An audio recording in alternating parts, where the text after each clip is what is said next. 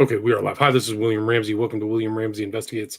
On today's show, I have a very special guest. His name is Mark A. Carpenter, and I was interested in having him on to talk about the Kennewick Man, kind of a find that was found in Washington State, currently Washington State, but that caused no little consternation in kind of the archaeological community. But he knows a lot more than just the Kennewick Man, and we can talk about that. He studied archaeology in Mexico's Yucatan Peninsula. I've actually done that too, and lived with the Kahunas and native tribes. In the latter half, he talked about evidence for giants. I'm reading this from Coast to Coast. And the Kennewick Man, and he believes the Smithsonian scientists concealed the truth about the find. And based on his observations, the skeleton was much bigger than what they reported. He also is going to cite a 2008 discovery of a giant tooth found in Denisovan cave in Siberia, and kind of talk about that and some of his other influences. So, Mark A. Carpenter, welcome to the show. Oh, thank you so much for having me. I really appreciate it. Cool. So, for people who haven't heard your name or may not have heard you on Coast to Coast, can you call yourself a rogue cultural anthropologist? Can you kind of define that and talk a little bit about your background? Sure. My experience in the academic, scientific, institutional world is that it's an orthodoxy, and you're going to get in line with that orthodoxy, or your career is going to be sabotaged. And that's basically how it works, in a nutshell.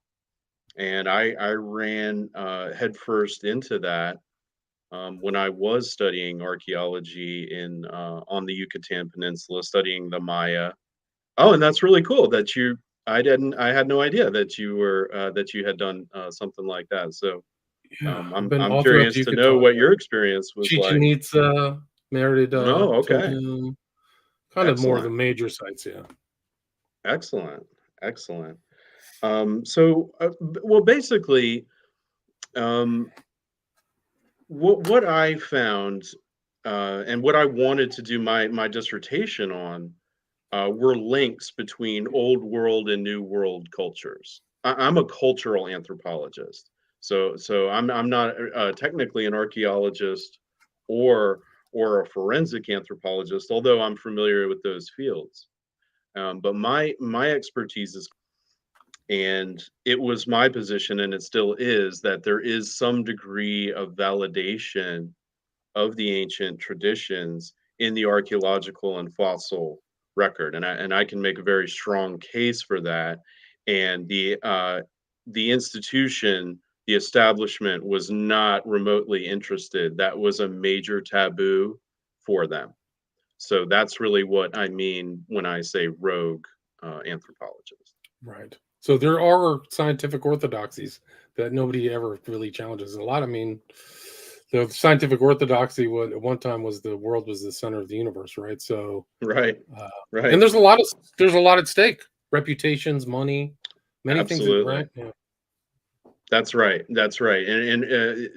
If I were to be successful in such a dissertation, it would completely upend um, careers, careers, and entire narratives.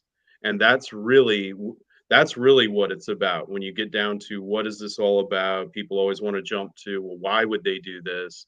Who's doing this? And that's what it really comes down to is paradigm manipulation. Worldviews and paradigms are very important to the people who rule society. No doubt. There's no doubt about it. So, like, I mean, Kennewick Man is a perfect example, or the Yucatan, or like interpretations of these structures, and they always try to dumb down the Yucatan, the Mayans, and the Aztecs as a conquered people. I think that's one of the prerogatives of kind of the Spanish conquistadors, was like, hey, these guys aren't that sophisticated, when in fact they were very sophisticated, right? Yeah, it's very complicated in terms of when these cultures collide, and then the aftershock, cultural interpretations and manipulations and distortions. So it's a lot to unravel. Um, It, I would say just really quickly that part of what I discovered and they didn't like, um, was this aspect of the disappearance of the Maya, or the alleged disappearance of the Maya.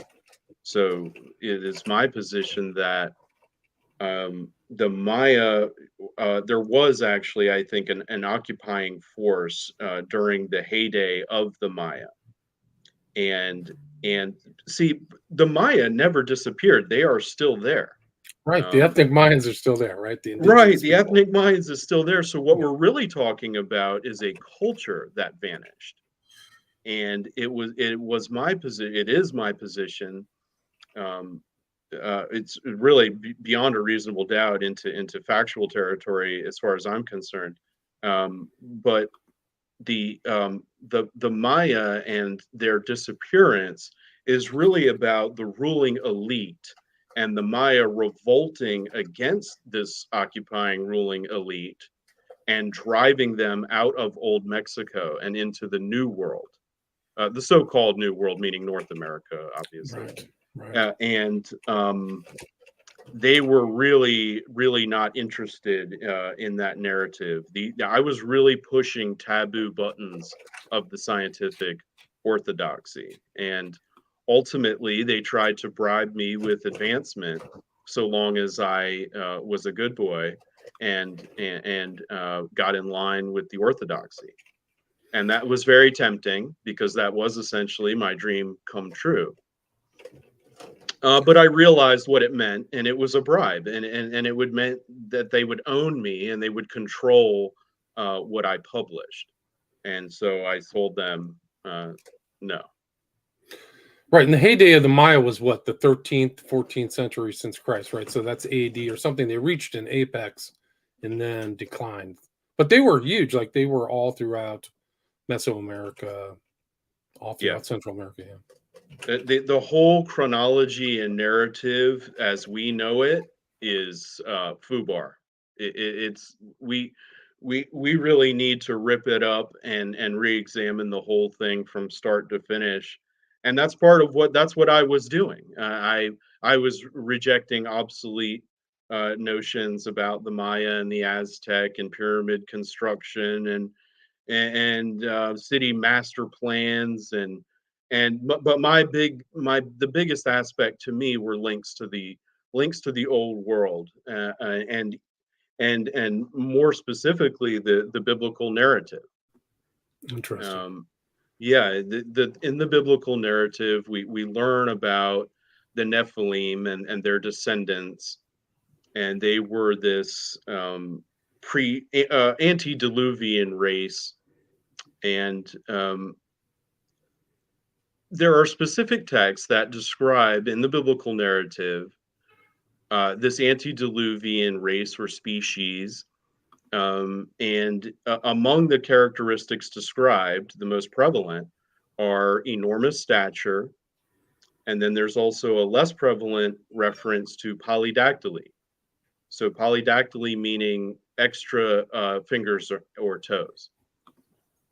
So, Right. for Didn't they example, say Goliath yeah, had 6 fingers, right? Isn't that in the It Bible? well, it was It was a relative of Oh, Goliath's. okay. That's the passage I was about to reference was Samuel 23. It says after the defeat of Goliath, there was another battle at Gath, in which there was another gigantic warrior, and it mentions him as the relative of Goliath, and it says he was gigantic in stature, and he had 6 fingers and toes on each hand and foot. And then Right. he was subsequently vanquished, as was Goliath. And that brings us full circle to Kennewick Man and the Maya. Um, what I discovered in the iconography of the Maya was ruling elite of gigantic stature. And the site I focused on primarily was Palenque. And the iconography of Palenque is filled with the ruling elite depicted with 6 fingers and toes. And they were also gigantic in stature. And if you go into these characteristics deeper, in the book of Enoch, it it describes cannibalism and satanic worship, demonic worship that occurred in the pre-Diluvian times, which was a main factor in their destruction. And this is what we find in the archaeological record of the Maya. We do find instances of cannibalism, ritualistic murder, ritual cannibalism, ritual murder, and they worshipped a dragon deity. Right. The winged So serpent, right? The winged serpent, or the exactly, Kukulkan, yes, the winged or feathered serpent. And to me, this dissertation practically wrote itself. Here we've got cannibalism, we've got gigantic stature, we've got polydactyly, all related to demonic worship. And I would like to make a quick disclaimer about the conquistadors. They were on a quest for blood and gold, and this is not a defense of their characterization of the Maya and Aztec as as godless heathens. Now, so my position on it is, while the conquistadors were hypocritical murderers and thieves and criminals, even a broken clock is right twice a day. And while that was who they were not necessarily wrong to characterize the religion of the Aztec and the Maya as demonic. Right. I mean, there was all kinds of foul practices, sacrifice, bloodletting, priesthood, demon gods, demon temples. It was all there. So right. So while they were crooks on a quest for gold, they were not wrong to admonish this human sacrifice as demonic, because that's exactly what it was. And that was the study that academic science was forbidding to me. And that brings us to Kennewick Man, who is also related to this issue. So for people who don't know about the story of Kennewick Man, can you explain the factual background of this discovery and then what happened? Sure. So it was July of '96. In July 1996, they were having boat racing in Kennewick Park, and along the banks of the Columbia River, some of these boaters discovered a skull.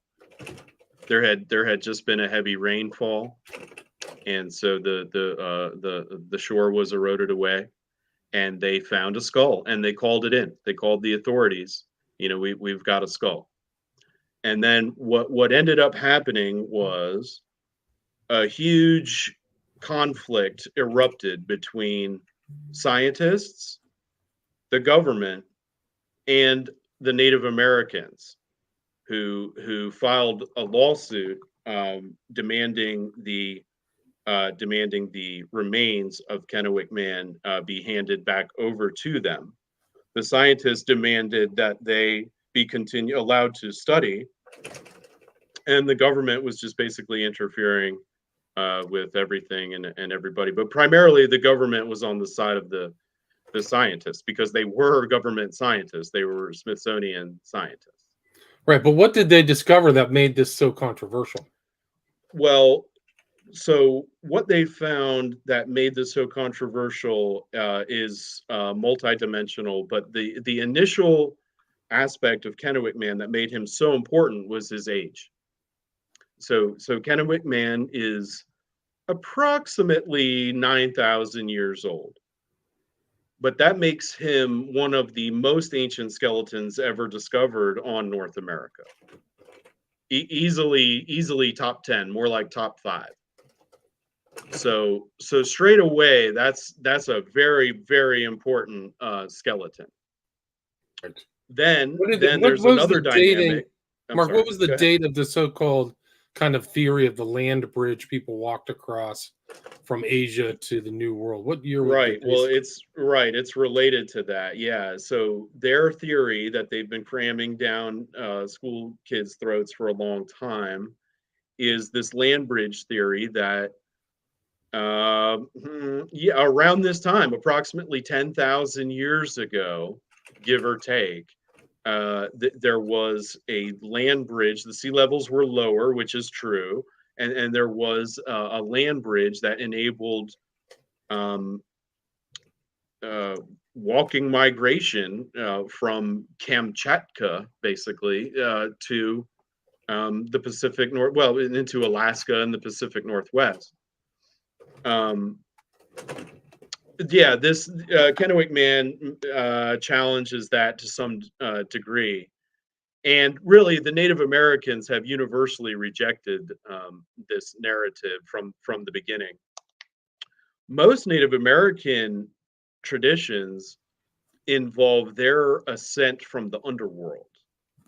That's the most common theme in Native American origin traditions. And that you can find that from the Maya, the Aztec, the Olmec, going all the way up into the North American tribes.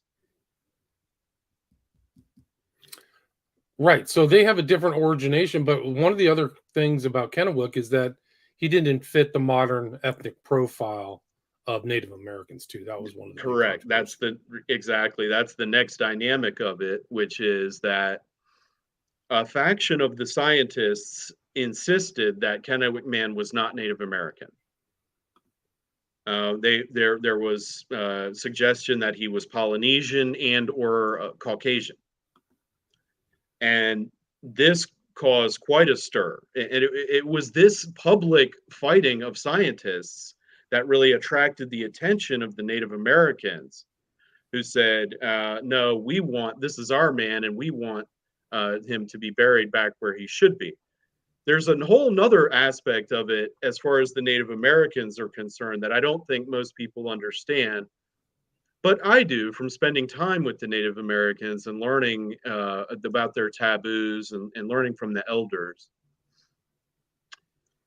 I suspect, now I can't prove this, but I suspect that the native tribes of the Pacific Northwest knew that Kennewick Man, who they called the Ancient One, I think they knew that he wasn't entirely Native American, but I think they fear his remains being removed from the landscape would cause his vengeful spirit to wreak havoc on them to this day. So, and this goes back to these beliefs about this ruling elite, who I link to the biblical Nephilim, and that's where we get into the cover up that I can prove definitively here and now of Kennewick Man. Okay, so what's the cover up? Okay, so when this legal battle erupted, it became international news. It's a pretty sensational story because you've got a really ancient skeleton, and you've got scientists, and you've got Native Americans, and there's a legal battle. So it's filled with drama and intrigue. And what happened was mainstream media went beating down the Smithsonian's door for photographs of this skeleton. Now, let's put a pin in that really quick and just take a moment to say that there's an entire subculture and alternative narrative that the Smithsonian has been covering up gigantic bones for nearly a century. Books have been written. There's many online people and forums interested in this. And this all relates to news articles published all over the country from the late 19th, early 20th century regarding burial mounds being excavated and yielding skeletons of gigantic proportion. Right. The narrative then goes that the Smithsonian swoops in and spirits the bones away, never to be seen again. Right. But when the conquistadors met Moctezuma, he pulled out an old ancient bone. It's in the Bernal Diaz book, where he That's pulled out an old uh, bone and said there used to be giants around here. It was like a that's femur gr- bone. So that's that's an they're there. Yeah. that's an excellent example. And just for the listeners, you'd be amazed if you look at the chronicles of early explorers. Practically every explorer has an anecdote about either a living giant or bones Right. of dead giants. Yeah. No, it's I true. mean, you can It's hard go to down believe, the but it's list: true. Yeah. Marco Polo, Magellan, uh, um, Vasco da Gama. The list goes on and on. Captain Cook. So, okay. So now coming back to Kennewick Man and the Smithsonian, when this battle for the bones erupted, it was international headline news, and images like the one you have up now were published, and those images are credited to the Smithsonian. Now, there was only a paltry few images of the actual skeleton released. They were intermingled with dozens of photographs. That is a photo of the real skeleton, but it was intermingled with dozens of photos of the replica. Now, let's look at that photo for a moment. There's some very interesting things about this photo. Notice that there is no scale of reference. The entire skeleton is on a black blanketed background. So that makes it impossible to tell any scale of size reference. All the other photographs that are published of the replicas have items to scale reference in the frame with the skeleton.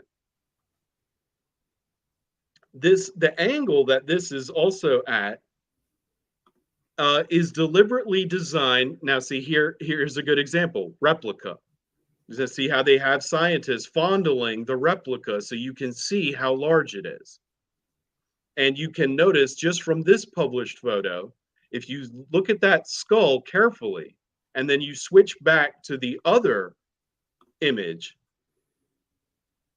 you It's a see how much different skull. larger that Yeah. skull is. Yeah. It's a different skull. Now, William, if you don't mind, could you pull up some of the photos that I sent Absolutely. you? Yep. Because I have zoomed in and photoed that skull so you can see what it really looks like. And it's not just the skull or the size. Okay, so here's the replica. Again, we've got scale reference. We've got someone with their hands on the skull.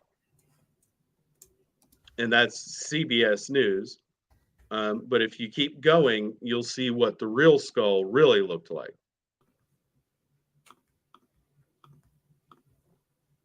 And the point is this. There we go. Yeah, you see.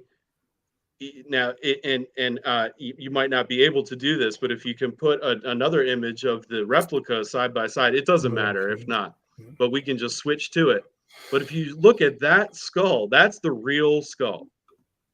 And the Smithsonian had no choice but to release photos of it because the mainstream media knew they had the skeleton, and the Smithsonian would normally cover up such a freak deformity, but in this instance, they could not. Interesting. And the skull deformation is only one aspect of the deformities of this skeleton that were never ever mentioned by the Smithsonian. So that's an extremely deformed skull. I mean, that's and it's not just the cranium volume, but also look at the ocular cavities. The ocular cavities are enormous. The ratio of ocular cavity to cranium is not what it is in Homo sapiens, and that's programmed genetically. So He's also got a massive mandible, which would indicate a very muscular frame. This was a behemoth, bizarre-looking gentleman from 10,000 years ago. Very, very strange. Now, if you examine the skeleton photos even more carefully, you'll find that on his right hand, he had 6 fingers. In the photo, there's actually only 5, but they are pointer through pinky. So, and his bones are there for a thumb. So he had a thumb. But the point is, he has 5 digits on the top of the palm of his hand. So when you include his thumb, he would have had 6 fingers. Interesting. So considering the fact that the Smithsonian, so we have to understand this is a very important skeleton that was examined by probably 2-3 dozen Smithsonian scientists. They never uttered a single word about a deformed skull or polydactyly.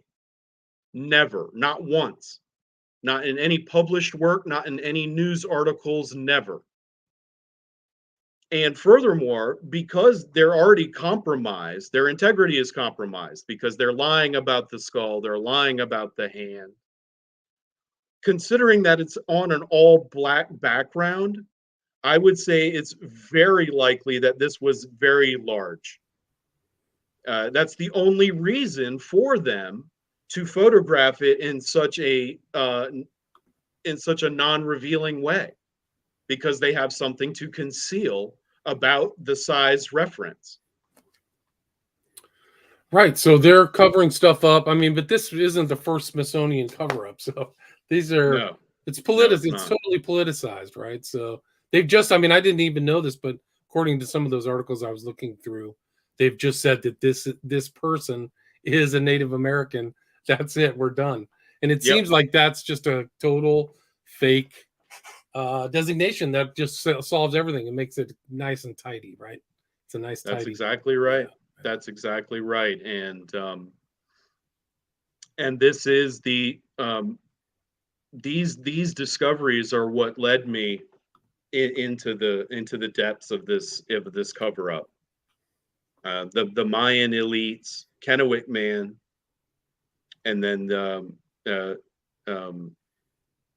well, there's the Denisovan tooth that we have not yet gotten to. Can you talk But about that? that's part of this as well. Can you talk about that? Sure. So, there was an article. If it would it be too much? Could you fire up an article for me? Let me see. I think if you just do an internet search for huge Denisovan tooth reveals new human ancestor, and it's a Smithsonian article. Okay. That's not it. That's related to it though. Huge tooth reveals new human ancestor, and it's a Smithsonian. You mean cousin with huge teeth? Is that it? Oh, here it is. It's Smithsonian. This is from the Smithsonian. There it is. There it is. Beautiful. Beautiful. Okay. This article, I cannot recommend this article enough. Now you have to read it with the lens that they are downplaying. But it's very obvious that they are in denial and downplaying that this tooth belonged to a giant. In anthropology, it is basic anthropology that the larger the tooth, the larger the mandible, the jawbone, the larger the jawbone, the larger the cranium, and the larger the cranium, the larger the torso, and so on and so forth. They have used nothing but teeth and jawbones. I say they, meaning mainstream scientists. They have used nothing but teeth and jawbones to make a general composite profile of how large a primate was. So, for example, Gigantopithecus is an alleged extinct, very huge orangutan, and they have found only jaw bones and teeth. But by these jaw bones and teeth, they determined that this extinct species of orangutan was like 11 feet tall. These teeth, and there are jaw bones that were discovered subsequently after this. These teeth and jaw bones, although human, so they're not Homo sapien. They are a species of hominid or hominin, and they indicate exactly the same thing, that this was a gigantic human, um, over 10 feet tall. And the comments from the scientists in this article are very interesting. It's as if they are itching to take credit for discovering this giant, but they can't do it.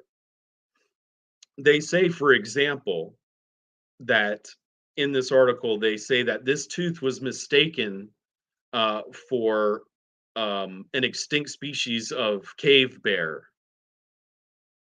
Well, those cave bears weigh 1,200 pounds, and when they stand up on their hind legs, they're like 13 feet tall. So they're essentially telling you that they thought this was a gigantic mammal's tooth, and it is. I could, I have on my blog. Well, it's actually not up there yet, but I'm about to put it up there.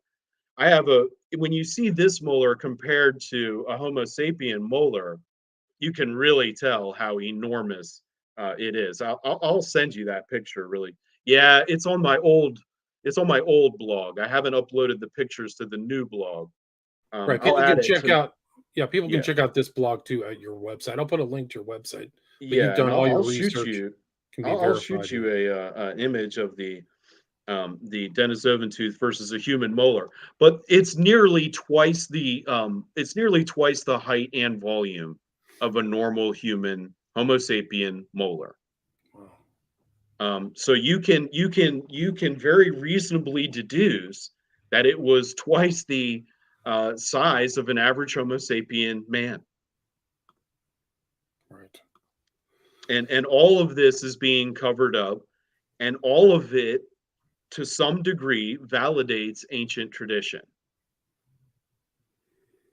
Right. I mean, I think that that's just kind of like the way that this new science works. And it always has, really. It doesn't, just like the word that you use, orthodoxy, it doesn't accept Mhm. outside beliefs. And in any really kind of intellectual field, it's almost like there is an orthodoxy you just can't challenge. And if you do challenge, you're off in the wilderness. And it has Yep. a financial effect, has a financial, reputational, serious effect. Just to actually do thinking like this actually could get people in trouble. Just asking questions. Absolutely. That was exactly what happened to me. I really upset the apple cart. Well, because I wasn't just suggesting these things. I'm kind of a relentless madman. When I get the scent of a mystery and a cover up, I can't let it go. And so I was really irritating these people with relentless questions and digging and poking and prodding, and that was the death of my career. Well, I shifted my graduate studies to English so that I could write and study narratology as a whole. Interesting. Mark, do you have time for a few questions? Yeah, sure, shoot. Yeah. Sabrina asks, any speculation regarding why the mainstream scientific elite would want to conceal larger humans in the North and South America? Yes. Um, this gets into territory that's very strange and very dark. But my research leads me to believe that the same secret society elitist type people, um, uh, who control institutions like the Smithsonian and the United States government, they have their own ideas and trajectory of what they would like society to think, and they do not want to validate biblical narratives. They prefer to keep this information secret because they themselves have skin in this occultist game, in this biblical narrative of and satanic cults and secret societies and institutional scientific cover-up. It may seem far-fetched, but I can assure you it's not. Yeah, it's not far-fetched. The medical field is just full of these cover-ups and scams and Well, I was going to orthodoxy. say nowadays I think people clearly the whole orthodoxy, trust the science, and the degree to which it is corrupt and malignant should be self-evident to anyone who is an objective thinker at this point. I agree, totally, 100%. There's no doubt. And this So is another one. William, I did send you the picture of the Denisovan tooth compared to a Homo sapien Okay, let me get it down. molar. It's no big deal, but I got it's pretty amazing, the difference between the two. It really helps illustrate this is indeed the tooth of a giant.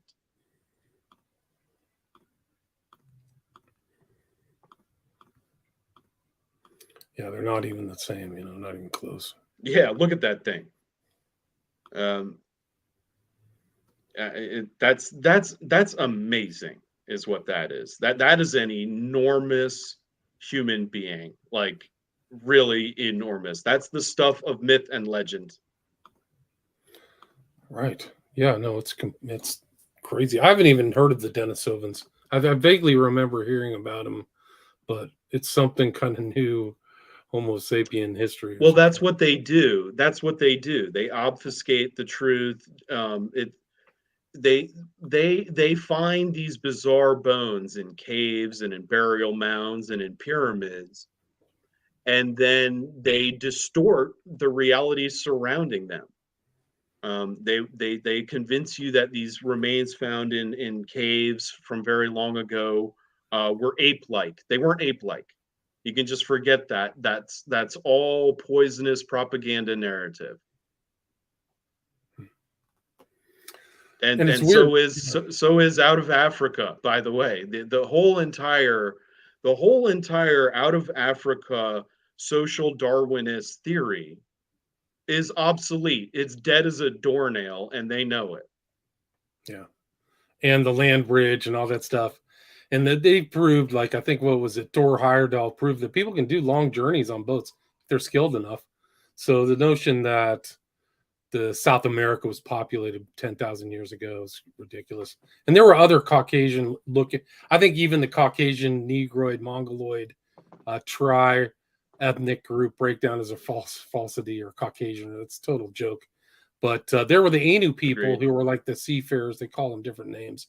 But they're actually a designated ethnic group in Japan right now that look kind of like, somebody who was out in the, like a white guy hermit out in the wilderness, kind of bearded, very not Japanese looking at all, but they've supposedly thousands of years ago, 5,000 years ago, were all over the Pacific Ocean lands. Yeah.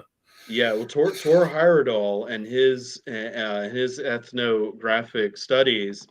Well, he's a man after thine own heart.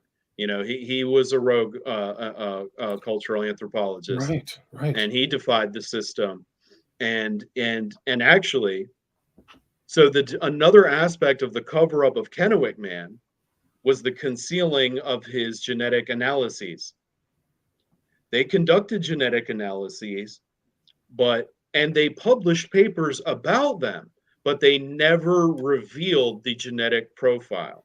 Wow. And all they said was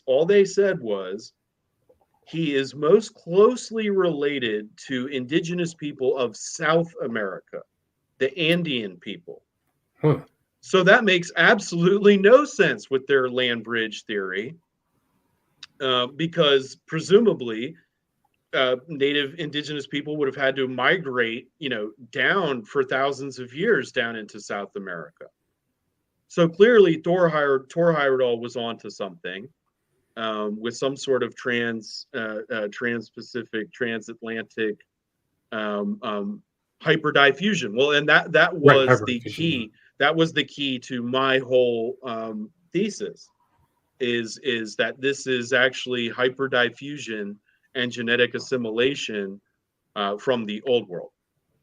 Yeah, I think so. I think there was a study they did on sarcophagus in Egypt, and they had cocaine in them. The elite, you don't want to talk about an elite class. Egypt is a Correct. perfect example of actually a totally different ethnic class ruling over another one, like even through kind of the Greek times or whatever.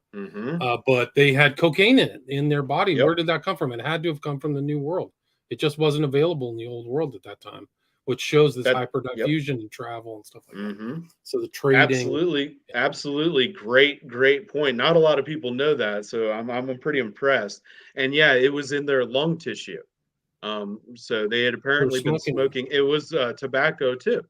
So both tobacco and cocaine are indigenous, if not endemic, to North America, Central America. Right. It shows the importance of the old world drug trade is just as important as it is today, right? It's probably the same back then. They're bored elites. That's right. What are we going to do? Let's smoke some tobacco and this weird stuff we got from South America. Yeah. Whatever. Yeah. There's a really interesting link there too. Red hair. So a lot of the native traditions about these cannibalistic giants was that they were red-haired. So I'm referring specifically to Sarah Winemanuka, who was the daughter of a Paiute elder, and her biology or biography, in which she describes the Saitaka, who were red-headed cannibalistic giants of the region that the Paiute exterminated. And then, okay, so now let's take a portal warp over to ancient Egypt. The pharaohs also were red-haired. Still to this day, you can see their red hair. And we know from genetic studies that red hair is linked to Neanderthals. Neanderthals carry a gene that we associate with red hair, and not just carry it, but it was very prevalent. So there's this linkage between ancient ruling elite bloodlines and red hair and demonic worship and ritual cannibalism and pyramids and all the rest of it. And I would simplify it just as Nephilim bloodlines. And that brings you full circle to modern times of the people who were involved in these imperialistic cults and why they're so interested in Egyptian and Babylonian tradition. That's because they are perpetuating this imperialistic cult from ancient times. Right. So that's why the Masonry always has ancient Egyptian stuff. That's the way they see themselves. Exactly. Yeah. Well, and as Masons, they're connecting themselves to the ancient stone builders of pre-Diluvian times. Then, in other words, the Nephilim are the Masons. There's certainly an ideological heritage. I would say that. I wouldn't say. I don't know. Ethnically is another thing, but that's what they would dream of. Yeah, no question. That's exactly. And it actually goes back through magic too. Like, I mean, even Crowley. The Book of the Laws received in Egypt in the pyramid. He's in the pyramid. The Great, what is it called? The Great Conlon. I forgot the name, but like it's all over Crowley. Horus, Nuit, Hadi, all these old gods. So. Yes, really fascinating. But yeah, I think that it's easier for people to take a simplistic view of this history, and these people are just as smart as we were. At least, they could calculate probably even clearer than we could today, considering we have so many distractions in modern man. But they were excellent. Like the skill of the sea people of the Polynesians was off the charts. Like the way they could read water, because they were just in the water all the time. They could travel hundreds of miles, figure things out. Like I think that the colonization of a lot of the archipelagos in kind of Indonesia all the way to Hawaii was done very fast. Like they could trace it into like 100 years. Like they didn't have a problem getting around. So to assume that like, you needed a land bridge or these people couldn't, sail or something like that, it's ridiculous. It's totally No, and that's a theme. That's a theme in their paradigm propaganda. Is they really like this idea that we're just these primitive, savage animals waking up to civilized, life, and they as state authorities, are the benefactor, are the givers, the source of this technology and science and civilization. So they don't want you, they don't want people to think of themselves as children of a deity, or followers of a deity. No, no, no. They would prefer you to think of yourself as an animal, a nihilistic animal, whose purpose in their life is no purpose other than materialistic hedonism. Well, that's very convenient for them and their slave machine. right. No doubt. I think you're absolutely right. They've really, I think it's just goes back into all societies, these kind of pyramidal societies, is that they just treat the lower classes, middle classes as slaves and keep them in the state of enslavement, mental enslavement, and Oh yeah. spiritual. And you'll notice too how, as we're going forward, there's this real push to exterminate such ancient traditions. It's getting to the point now where simple allegiance to Abrahamic belief is met with ridicule. Yeah, Be yeah, yeah. that if it's traditional Christianity, Judaism, Islam, it's essentially being, well, it's being ridiculed, but slowly it's actually being outlawed. Right. There was actually a push in Israel recently to ban Christian speech in public under penalty of imprisonment. Now it didn't pass, but there's just really the scientific community, just as they are squeezing their vice on medical and these types of arenas, so too is the scientific community. Well, you can see how they're pushing interstellar narratives, about aliens and transhumanism. Right. These things are all related to their narrative and their objectives, and their esoteric allegiance, I should say. No, it's true. Even during the lockdowns, you couldn't go to church, but you could go get some alcohol, and you could Isn't buy. that Yeah, interesting? Isn't that yeah, interesting? yeah. It's totally politicized, just to their benefit. They made all the money. I mean, all the money flowed upwards of the trillions of dollars. So it was just another big hose operation. That's all that the COVID fiasco was. Probably with the throw in a couple bioweapons, and there Yeah, you have it. yeah. I'm concerned. We're gearing up for round two, and Yeah, not to mention contrived eco disasters and contrived international and even interstellar conflicts. right, All of right. these will be used as a merry-go-round shell game of paradigmatic manipulation, and each new crisis will have a corresponding stripping of rights.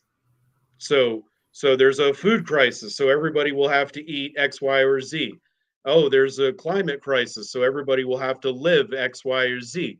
There's a digital internet crisis, so everybody will have, and this goes on until they've got you completely imprisoned in a digital box. Yeah, no, it's a shame. And we were talking kind of the pre-show about Maui. You lived in Maui, close to Lahaina. I I mean, did. what are your kind of thoughts on even the information that's coming out? It's even worse than what it was at the time of the I inferno. mean, I'll try to sum it up quickly, but we should probably do a whole On a the whole show. show on it. But it was not natural. It was not natural, and I know it wasn't natural because 2 years ago they penned an agreement to transform the island of Maui into a completely solar and wind powered city. Now, fundamentally, I have no problem with them going wind and solar. That's a good thing. But the point is, they couldn't accomplish that without ripping up the infrastructure. Furthermore, corporate crooks and greedy, evil billionaires like who live on the island, like Gates and Oprah and Bezos. They have been out to buy Lahaina out from under the people for decades. Is that right?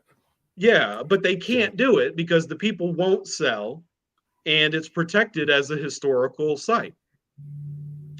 And so it's no coincidence that smart city fanatics like Gates and Bezos, they had a smart city conference there back in September. I'm sorry, back in January. The deal was already in place to transform it into a smart city. And then Oprah's greedy ass buys up 870 acres from now until then. And then the police chief, John Pelletier, well, he was the lead investigator on the Vegas shooting. And the Vegas shooting occurred from a hotel casino that was owned by Bill Gates. So, right. But that whole story is fake too. Don't tell me that this man just happened to be lead investigator on the most deadly shooting in America and the most deadly fire. What is he, like the ultimate death jinx? No way. He's a spook. He's an agent, and they put him there in place to cover these things up. And the people of Lahaina are never going to see that land again. Bill Gates and Oprah and Bezos, they portray themselves as philanthropists. Where is their philanthropy now? It's non-existent because they were part of this scheme to murder these people and steal their land. And I wish that was all, but there's more. There's a really dark satanic edge to this too. Why are all these children missing? You know, where, I'm sorry, Oprah, I can link Oprah to missing children. Her school in Africa, she spent $46 million to build a school in Africa. She can't give money to her neighbors on Maui, but she can build a school in Africa. And the employees of her school have been accused of sexual abuse. In a separate incident, police investigated a dead infant's body stuffed into a backpack found on campus grounds. She publicly advocates for the use of beauty products that are made from infant foreskins. So I'm sorry, but I can link Oprah to dead and missing children. Yeah, there's a very strong link between her and Harvey Weinstein too. Like, right, she's got terrible friends. I mean, holy smokes. I was gonna say, you know, and Gates, there's links too between these people and Epstein, Zuckerberg, and their private island, you know, gatherings and yachts and jets. This is what these people do. They traffic people from third world nations to their private islands where they can abuse them and sacrifice them to Satan or whatever it is that gets them off. And they're psychopaths, and they're in charge. So it's a global really parasite class. Our act together. Yeah, it's a global parasite class. Zuckerberg was heavily involved in getting Biden into office. These guys are juicing and gaming the system through means that are illegal, frankly. I mean, they did all kinds of vote fraud, ballot fraud, and all that stuff. So it's like we're in kind of like ruled by the global elite. Biden isn't making any decisions. It's this people who are paying for all these politicians who are. I'm not even sure that fool we see on the camera is Biden all the time. In a couple, I know it sounds crazy, but I'm pretty sure a few of those times it was someone wearing a latex mask. Latex masks are being used in these celebrity shell games that they're playing with people's minds and television, and I don't even know what to believe.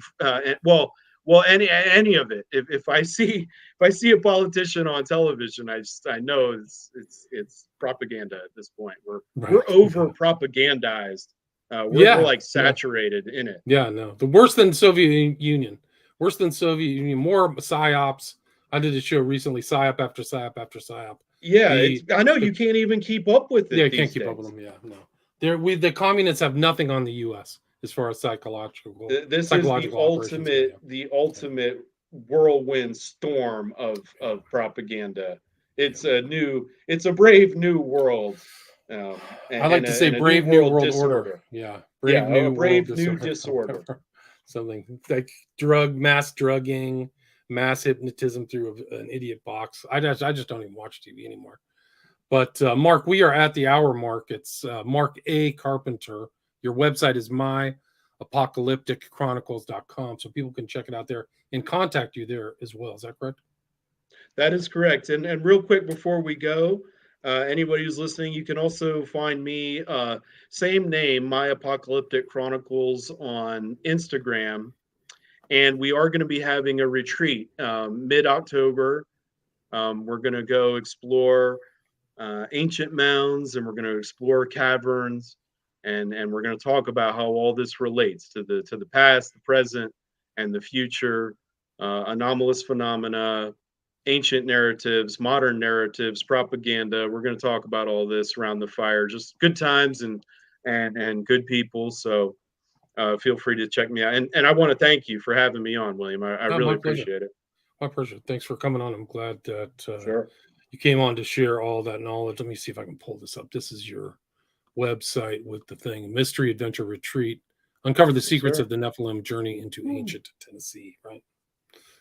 Yeah, it's going to be a blast. You're invited. Hey, thanks. Maybe you never know. You never know. We'll see what happens. Yeah. But it's Mark A. Carpenter, rogue cultural anthropologist, and we talked about the mystery of the Kennewick Man, among other things. So thanks so much for your time. Thank you. I appreciate it. See you guys later. Stay there.